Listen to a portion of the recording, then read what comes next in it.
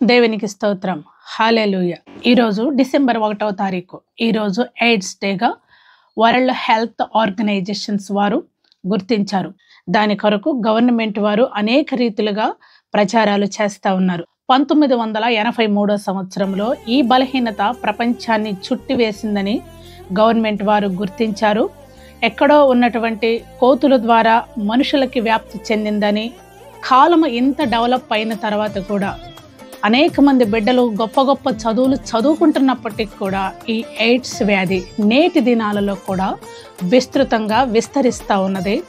లేవీకాండము 19వ అధ్యాయము 28వ వచనంలో చక్కని మాట మోషే గారి ద్వారా దేవుడు వ్రాయించాడండి.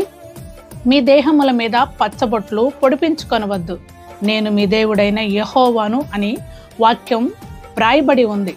మొన్న ఈ మధ్యన జరిగినటువంటి ఉదంతంలో ఉత్తరప్రదేశ్ రాష్ట్రంలో గజియాబాద్లో టాటూ పాయింట్లో 68 మంది మహిళలకు హెచ్ఐవి సోకినట్లు ఆ గవర్నమెంట్ వారు నిర్ధారణ చేశారు.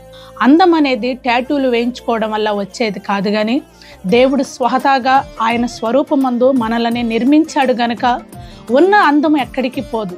లేని దాని కొరకు మీరు ఆతురత పడవద్దు. ప్రపంచాన్ని పట్టి పీడిస్తున్నటువంటి ఈ బలహీనత పెద్ద పెద్ద పట్టణాలు మొదలు చిన్న చిన్న గ్రామాల వరకు, మారుమూల గ్రామాల వరకు ఈ వ్యాధి విస్తరించి అనేకులు చనిపోవటానికి కారణమవుతుంది. ఒకటి, అక్రమ సంబంధాల వలన ఈ ఎయిడ్స్ హెచ్ఐవి వ్యాధి విస్తృతమవుతా ఉంది. ఇంకొకటి, రక్తం పరీక్షించకుండా ఒకరి రక్తం ఇంకొకరికి ఎక్కించడం వలన ఈ ఎయిడ్స్ హెచ్ఐవి వ్యాధి విస్తృతమవుతుంది. ఇంకొకటి, సూదులు, ఒకరు వాడిన సూదులు, ఇంజెక్షన్స్ కావచ్చు, టాటూ సూదులు కావచ్చు, ఒకరు వాడినవి ఇంకొకరికి వాడటం వలన ఈ ఎయిడ్స్ హెచ్ఐవి వ్యాధి విస్తృతమవుతూ ఉంది.